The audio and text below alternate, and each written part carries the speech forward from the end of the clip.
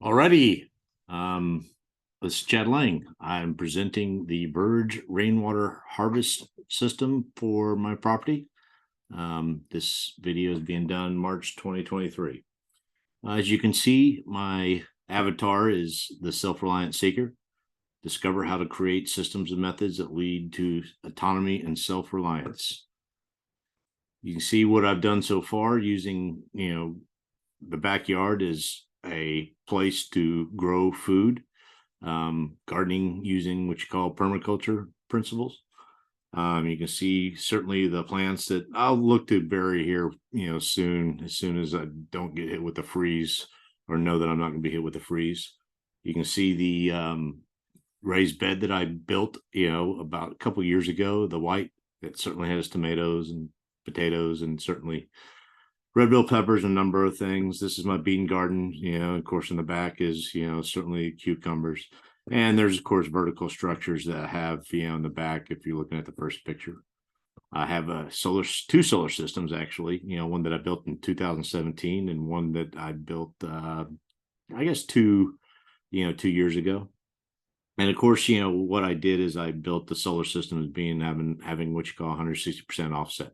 So any further, necessary energy, needs, can be incorporated with something that I've already created, right? So to me, it's, building, I guess, an abundance, with energy, and then of course, with, gardening. So the overall goal is ownership, decrease expenses, and of course, maintaining health. I don't, certainly want an energy bill, but of course, having as much energy is life. Significant reduction in food costs, avoidance of, certainly harmful chemicals found in food. By the way, glyphosate is an antibiotic that's found in most plants, as far as the crops and stuff we see in the grocery store. And of course, it's an antibiotic, that kills the gut biome. Nutrition is multiplied in healthy soil. If you understand that an apple 50 years ago is 10 times more nutritious than the ones that we're getting today, then you kind of see where most diseases are deficiencies of nutrients. Inflation going forward will increase substantially in the future. And of course, me thinking that my next step is controlling my water, is where I'm at. From another slide I saw on the Verge community, increasing, soil spongeability and microbiome is the key. And an outside water system to me is going to help, in that endeavor. Abundance of food, water, food, and energy are core components of self-reliance and self-sufficiency. I, of course, live in Houston, or actually a suburb of Houston, which is called Sugarland. As you can see, Sugarland is southwest side of Houston. It has certainly a humid, subtropical climate with hot summers and mild winters. The city receives moderate rainfall throughout the year with occasional thunderstorms during the summer months. Hurricanes or tropical storms, we certainly are, wary of. The dimensions and elevations of the property, as you can see here, as the house elevation is around 68 feet. Elevation increases slightly between, half to 1.2 feet. And when it rains, then the water certainly, goes towards the east-west fence line and funnels out into, the street. The access to the home, you can see kind of the foot traffic. If I necessarily was getting to the backyard from the front, I'd certainly go through the gate, through, close to where the garage is. I've got a little alleyway. Haven't really developed that yet, but certainly going to develop that in the future. And if I need, then I can also maybe put another water storage system there. But you can see most of the house gets access to the back door, which of course leads to the raised bed and, the other initiatives that I'm growing, on the east side of the home. So the water catchment system, the proposed water routing, is to where I'm going to use half the roof. So that's enclosed within the, gold lines. And I'm going to use the south and of course the east, area of the roof, to be where the water runoff, is harnessed. You can see I've got three proposed downspouts. When it rains hard, and I can't help but think that one downspout is going to be sufficient, to catch everything. Of course, the storage, is going to be, indicated on the map there, where, it's where the AC lies.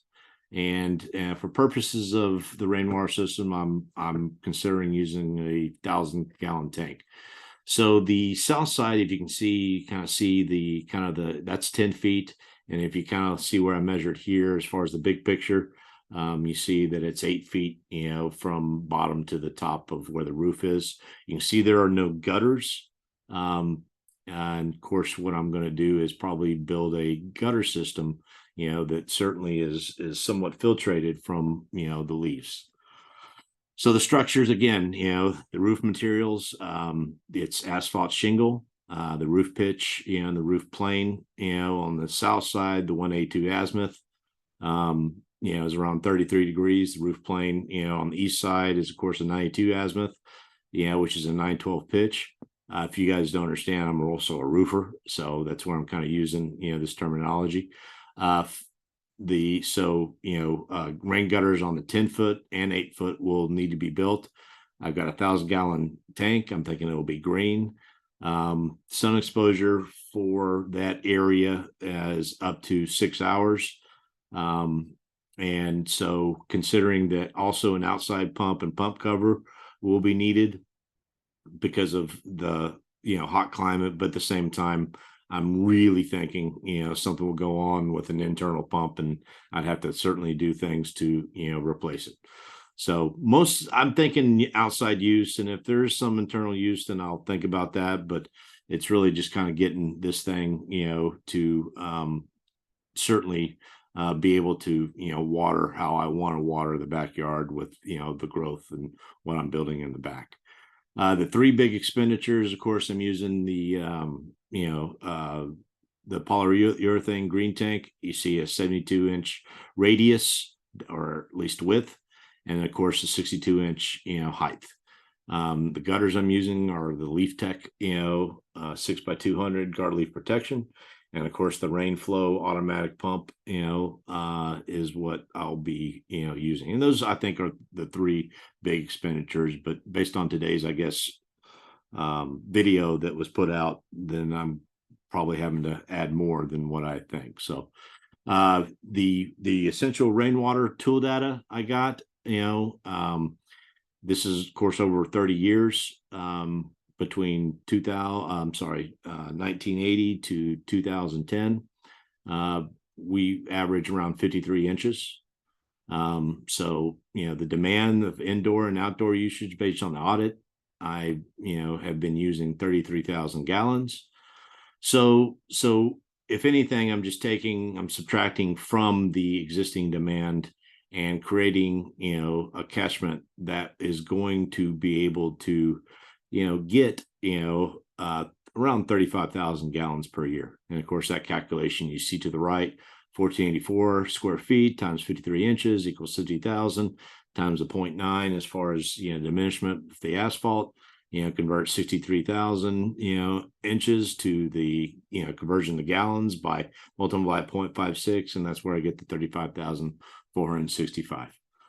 So again, if I put it up in May, based on what this is projecting, then, the most, potential drawdown, should be around, 355.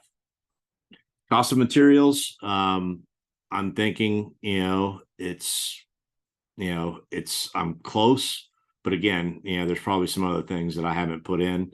Water storage tank 803, screen covered gutters, rain flow 600, pump cover, etc.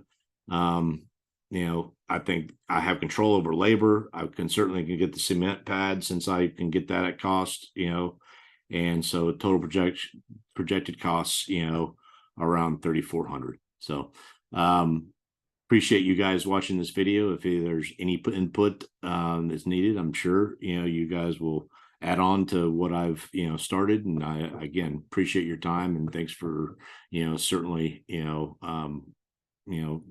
grabbing and giving insight in the future. Bye.